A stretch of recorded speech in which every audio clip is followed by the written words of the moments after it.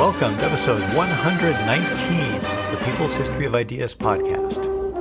For the last two episodes, we've been talking about the line struggle between Mao Zedong and Zhou, which was focused on questions of what it meant for the party to control the armed forces and for the Fourth Red Army to engage in political work in addition to fighting the Revolutionary War. Last episode, we ended with just a bit left in the close reading that we began in episode 117 of Mao's June 14, 1929 letter to Lin Biao. So let's just pick up where we left off and finish reading that letter.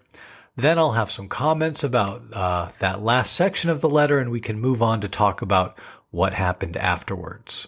6. We are historical materialists.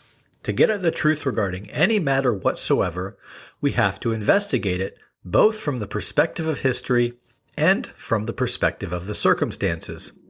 I have now raised the various aspects of the historical questions since the Fourth Army came into being to prove that the current question, the question of the Army Committee, but it is a question of principle, is merely a historical theme, the last struggle of a wrong ideological line in history. We should never forget the origins and composition of the Red Army. According to the statistics for May, of the 1,324 party members in the army, there are 311 workers, 626 peasants, 100 small businessmen, 192 students, and 96 others. The ratio of workers to non-workers is 23% to 77%. When we discuss the thinking of an individual, we should not forget his class origin, his educational background, and his work history. This is the attitude toward research of a communist. Manifestly, there exists in the party of the Fourth Army an incorrect ideology based on the peasants, the vagrants, and the petty bourgeoisie. This ideology is harmful to the solidarity of the party and the future of the revolution. It runs the risk of deviating from the proletarian revolutionary standpoint. We must fight against this ideology. It is mainly a question of thought, the rest is a small matter, and overcome this ideology in order to pursue the thoroughgoing transformation of the Red Army. We should oppose without hesitation everything that hampers the elimination of old, decadent thinking and the transformation of the Red Army. This is the goal for which our comrades will struggle now and in the future. As for my request to leave the Front Committee, this does not mean I am passive and will not participate in this struggle. There are the following reasons. 1. I have done everything within my ability in the last 2 years to fight against the incorrect ideas within the party. Now, after I have recounted the content of this question yet again, the majority of the comrades will be impelled to struggle ceaselessly. Only this will make it possible to achieve final victory. 2. I have stayed for too long in the Fourth Army. The effect produced by a certain historical position can be most unfavorable. This is the main reason I want to point out. 3. I myself am too weak physically and too poor in my wisdom and knowledge, so I hope that the Central Committee can send me to Moscow to study and rest for a while. Before receiving the permission of the Central Committee, the Front Committee can send me to do some work in the localities so that I can improve myself with the change of environment. 4. The party of the Fourth Army already has a relatively solid foundation. My departure will certainly not have any negative effect. Now that the split and the struggle in the ideology of the party have begun, my departure can on no account prevent the goal of victory from being attained. So the worry expressed in the last section of your letter is excessive. Naturally, I can only express my views regarding my work. The decision will be made by the party bureau. Every day that I remain here will be a day on which I will fight with all of you in the ideological struggle. Communist salutations, Mao Zedong, June 14th at Xinchuan. And that is the end of the letter. So the big question that this last part of the letter raises for me is just how serious is Mao about requesting to leave the Front Committee? Now remember, this is a question that came up recently already in the letter from Zhou Enlai to Mao that we discussed in episode 117, where the party center ordered Mao and Zhou both to report to Shanghai, and as we saw in episode 115, Mao replied that he was happy to do so as long as the party center sent someone along who could lead the army. Then in episode 117, in the context of this fight over the army committee and all the criticism that Mao was being subjected to, following the June 8th meeting, Mao actually wrote a letter of resignation. Now the question is, just how serious was Mao about resigning from the front committee? Was this a tactical move that Mao was making, which was supposed to bring his critics to their senses and make them realize that he was indispensable to the army? Or did Mao really see himself as moving on from army work to doing something else? I think that it's impossible to know for certain.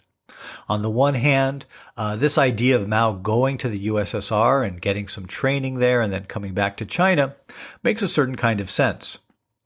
Certainly, Mao could see that lots of people who had accomplished less than he had were getting sent to Russia and then coming back with all kinds of political authority based on their time spent there, and he may well have momentarily felt that this was something that he wanted or needed.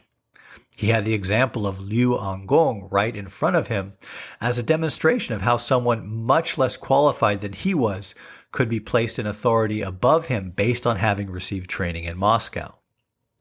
And on a kind of basic human level, it would be totally understandable that Mao would want or need a break after everything that he had been through since the Autumn Harvest Uprising. That really goes for everyone involved in the whole Jinggangshan experience and what followed it up to this point who remained alive. On the other hand, Mao had poured so much of himself into making the Fourth Red Army what it was, and it was so central to his conception of how China would actualize its need for national liberation and humanity would actualize its need for communist revolution, that it's very hard to think of Mao being serious about resigning from the army. That is, unless Mao saw the writing on the wall that he was going to be forced out anyways and was maneuvering for being ousted from the army leadership to take place on the best possible terms for him to mount a political comeback later. And there's reason he might have thought that.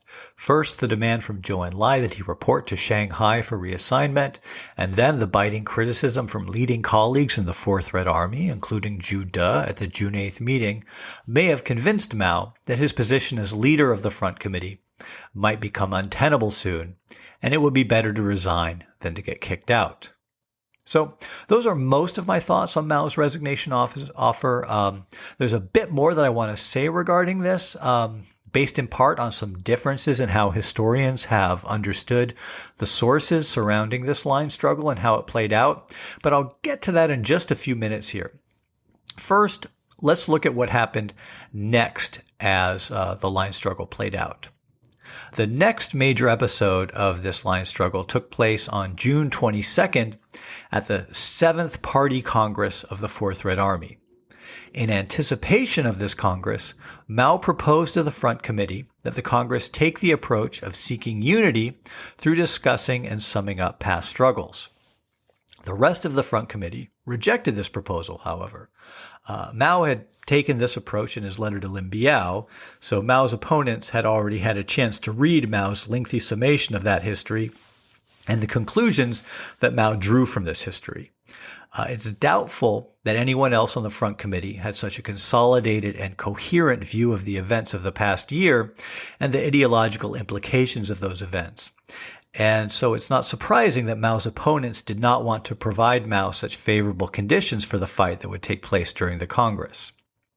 As it turned out, the 7th Congress, remember, this is a Congress just of the party members who were working in the Fourth Red Army, not an overall party Congress like the one that took place in Moscow that we discussed in episodes 101 to 106. So, as it turned out, at the 7th Congress, there was a lot of discussion of the events that had happened since the base area had been set up in the Jinggangshan and of the whole experience there and subsequent to the retreat from the Jinggangshan. And on many particular points, Mao carried the day. However, just like how at the June 8th meeting, Mao won on the point of abolishing the Army Committee, but then was criticized so much that he felt that he had to offer to resign from the Front Committee, at this June 22nd Congress, While Mao prevailed on some important particular points, he was again subjected to heavy criticism, and he lost on his overall point regarding party control of the army. The Congress adopted a resolution stating that, quote, "It does not square with facts to state that there is a struggle between a mindset of roving rebel bands and an opposing ideology," end quote. The resolution also described the principle of centralized leadership as, quote, "a tendency that would lead to a patriarchal system," end quote. Mao was given a serious disciplinary warning and was held as the main person responsible for the dispute, although Zhou, Lin Biao, and Liu Angong were all also criticized. These disciplinary warnings were, I suppose, the Communist Party equivalent of having something bad placed in your permanent record. At the end of the Congress, Mao was re-elected to serve on the 13-person Front Committee, but was removed from the secretaryship of the committee.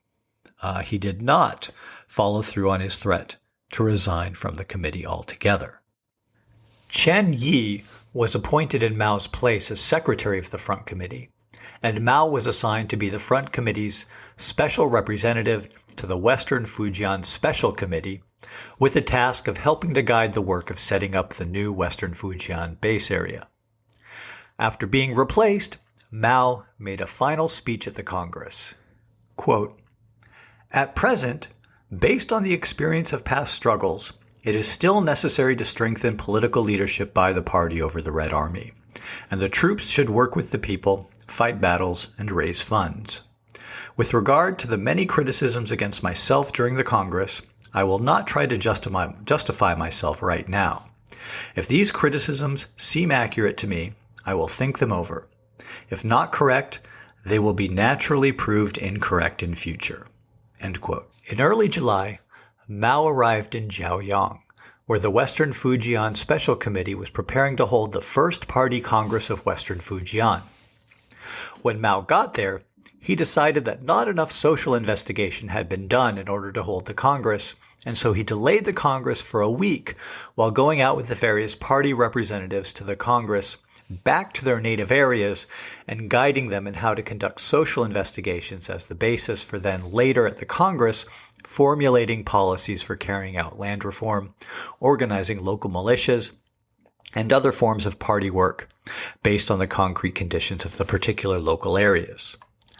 The Congress was held from July 20th to 29th, and in the wake of the Congress, a land reform was carried out as part of organizing and consolidating the new communist base area in Western Fujian. This was actually an operation on a pretty massive scale. The land reform was carried out in over 600 townships, with more than 800,000 poor peasants receiving land through the redistribution that the party organized. Just for a sense of scale, it's interesting, to me at least, to compare this number to some of the numbers of people involved in more recent revolutionary experiences. For example, the entire province of Ayacucho, where the Peruvian communists had their initial mass base during the country's civil war, has a population of not much over 600,000, and the portion of Ayacucho that the Shining Path controlled encompassed only a small fraction of that population, although they worked politically and had a large impact far beyond the area that they controlled outright. And in Nepal, the revolutionary areas of Rukum and Rolpa from the People's War there had a combined population of a bit over 400,000. I suppose that it's not really much of a revelation for me to know that China is big and has a lot of people, but I do find the sheer number of people affected by the land reform to be really large, especially since a few months earlier there had been very limited communist activity in the area, before the Fourth Red Army came through in the spring, as we discussed in episode 116. Mao didn't make his famous statement, "Without a people's army, the people have nothing," until 1945. But I think that you can really see what he meant when you look at the rapidity of this transformation in Western Fujian in 1929. At the end of the Western Fujian Congress, the Front Committee held an emergency meeting where a decision was made to send Chen Yi to Shanghai to discuss with the Central Committee the decisions that had been taken at the June 22nd Congress, along with Mao's June 14th letter to Lin Biao. After all, in the exchange of letters between Mao and Zhou Enlai that we discussed in episodes 114 and 115, both Mao and Zhou had agreed that a capable comrade should go to Shanghai and consult with the Central Committee, even if Mao or Zhu De couldn't go themselves. And so now that the Fourth Red Army needed some help resolving this dispute, it seemed like a good idea to send someone to Shanghai and get some help from the Central Committee in resolving the issue. Towards the end of the Western Fujian Congress, Mao had begun to come down with malaria, which means that he was definitely sick already during the Front Committee meeting held at the end of the Congress. Now, this coincidence that Mao got malaria not long after being sidelined from the top leadership position in the Fourth Red Army has played a role in some discrepancies in how the history of this line struggle over party leadership over the army has been written about. And so I want to address that here. So, there's a major tendency in the historical literature for historians to write as if Mao had gotten sick back in June around the time of the June 22nd Congress, or even as if he had quote-unquote gotten sick. That is, that he called in sick and stopped working because he was upset about being taken out of leadership. However, the most authoritative and detailed Chinese sources which track Mao's day-to-day movements to the best that can be done according to the historical record, as well as some recollections from the time by people who were there, all have Mao getting sick at the end of the Western Fujian Congress toward the end of July, not a month earlier when he was removed from the secretaryship of the Front Committee. I want to speak to why so many historians make this mistake in discussing Mao's malaria sickness in relationship to this political struggle. And I think there are some understandable and some less understandable reasons for this. First of all, when you look at Mao's own words in his letter to Lin Biao, which we read earlier in this episode, where he says that he is too weak physically and too poor in his wisdom and knowledge, so I hope that the Central Committee can send me to Moscow to study and rest for a while. Some people have read this as Mao saying that he was already sick with the malaria and needed a rest. While Mao may well have wanted to go to Moscow, although this isn't really certain. I think that this passage was false modesty, and that when this passage is read in the context of understanding Mao's self-confidence and his also generally hardy physical health, that it's hard to avoid any other conclusion than that this was just false modesty. But because he does get sick so soon after writing this, I think that throws some people off. Additionally, Mao getting sick at the end of the Western Fujian Congress instead of at the end of the Fourth Army Congress may have thrown off some historians who were moving quickly through the details.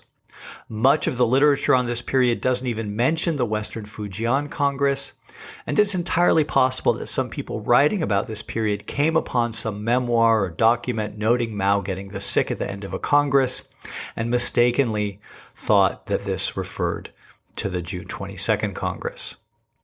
Finally, pretty much all historians are most concerned about the main argument that they're trying to make, and sometimes details which are minor in relationship to the larger point that the author is trying to make can slip by because they just aren't that important in relationship to what the author is trying to accomplish with the book. This can be frustrating when you pick up someone's book and you don't care about the particular hobby horse that they're writing, or as with so many academic books, whatever they fix, they're compulsively picking at, and rather just want to use the book to glean whatever you can for your own research. That is, for your own different and obviously much more reasonable compulsive fixation. But fortunately, there are also some sources from China whose main mission, or one of whose main missions, is to establish a definitive record of what Mao was doing and when. The most important of these is a thick 3-volume work called the Mao Zedong Nianpu, or Mao Zedong Chronicle, which tracks what Mao was doing on a day-by-day basis to the best that can be documented. And on top of this, there's the biography written by a team led by Jin Chongji, These books draw on records that are not available to researchers outside the Chinese Communist Party historians group, and also benefit from the fact that a whole team of people worked to meticulously track what Mao was doing and when. For this reason alone, I would find these books more authoritative for issues having to do with what Mao was doing, when, and where. But this is amplified both by observations made by people who were present at the time of the Front Committee meetings and congresses that we've been referencing, and by some other errors in the works that claim that Mao got sick in June and not July. For an example from people who were present at the time, there's Jiang Hua, who was Secretary General of the Political Department of the Fourth Red Army and who delivered Lin Biao's June 8th letter to Mao by hand, who totally rejects the idea that Mao was sick at the time, that he was deposed from the leadership position of the Front Committee, and that Mao would have willingly given up being Secretary of the Front Committee. And on the other hand, some of the books that claim that Mao got sick in June have citation errors that make it hard to trust their judgment. For example, in this book, Forging Leninism in China, some of the footnotes from this period refer to parts of the Nianpu that deal with an earlier period, so the references don't actually match the time period, much less substantiate what's being discussed. And in addition, the author, a well-established Harvard professor, refers to Mao's June 14th letter to Lin Biao as the letter that Mao's famous work, A Single Spark Can Start a Prairie Fire, was excerpted from, when in fact it was Mao's January 5th, 1930 letter to Lin Biao that it was taken from. Anyways, neither of these errors affect the author, Joseph Fewsmith's overall argument, and honestly, anyone can make errors like these. But I will say that when I find a discrepancy in the literature, I'm much more likely to think that the author not making these kinds of errors is more likely to be right when it comes to figuring out details like when exactly Mao got malaria. Anyways, the issue of when and under what conditions Mao got sick, and indeed the fact that he did get sick and wasn't faking it, impact how we understand Mao's reaction to, at least for a time, losing out in this line struggle with Zhou and getting kicked out of the leading position in the Red Army. Was he a petulant loser who took his ball and went home when he didn't get his way? Or was he a principled revolutionary leader who persevered despite losing in a particular inter-party political struggle? And, rather than just tell you what happened, I felt the need to bring up this problem in the historiography, because if you do go and read about this period on your own, you're likely to run into an inaccurate retelling of these events. Even in Chen Jian's, a very prominent historian of China whose work I have learned so much from, even in his recently published biography of Zhou Enlai, he recounts these events in the following words, quote, "Mao flew into a wild rage. Alone, he departed for quote-unquote medical treatment while he filed a complaint to the party center," end quote. You see, this is what happens when you rely on bad sources. Here we have what is currently considered the definitive biography of Zhou Enlai in the English language, and it reproduces this nonsense about Mao storming off in a rage rather than going and carrying out a land reform that benefited over 800,000 poor peasants. I often wonder how people who write like this think that Mao actually carried off and won a 22-year-long war if he was such a petulant hothead. All right. Well, now that I've worked myself up into a little bit of my own wild rage here, I guess this is probably a good place to wrap up this episode, and we'll just pick up the story with Mao having malaria and Chen Yi going off to Shanghai and see what happens next episode. Until then, be well.